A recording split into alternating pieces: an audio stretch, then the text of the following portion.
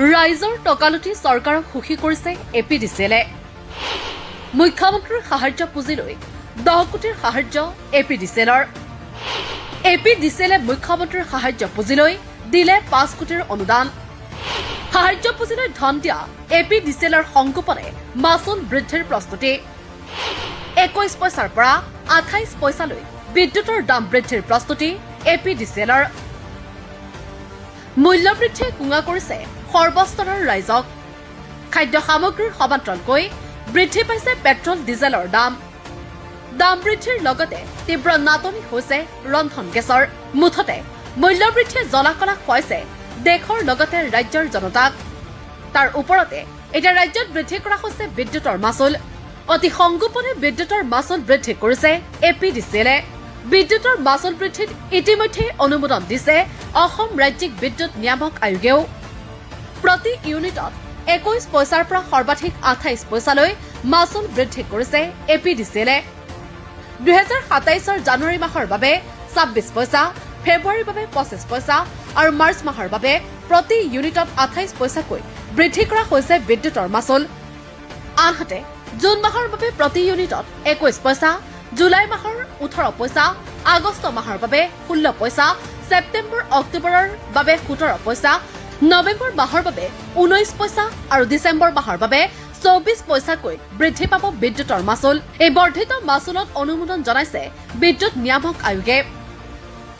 APDCL-ৰ এই সিদ্ধান্তই নিশ্চিতভাৱে ক্ষতি কৰিব ৰাজ্যৰ জনতাক।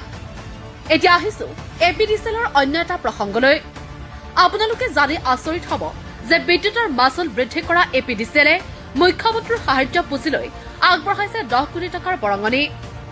কেৱল APDCL-এ নহয়, অসম শক্তি উৎপাদন নিগম লিমিটেড বা চমুকৈ APDCL-এও মুখ্যমন্ত্ৰীৰ সাহায্য পুঁজি লৈ আগবঢ়াইছে 5 কোটিৰ বৰঙণি। অৰ্থাৎ APDCL আৰু APGCL-এ মিলি দিছে 15 কোটিৰ সাহায্য। এই কথা ৰাজহুৱা কৰিছে সদৌ অসম বিদ্যুৎ উপভোক্তা সন্থা চমুকৈ AAECA। লগতে মুখ্যমন্ত্ৰীৰ সাহায্য পুঁজি লৈ 15 কোটি বৰঙণি দিবলৈ কৰ পৰা টকা আহিল বুলিও প্ৰশ্ন উত্থাপন কৰিছে AAECA।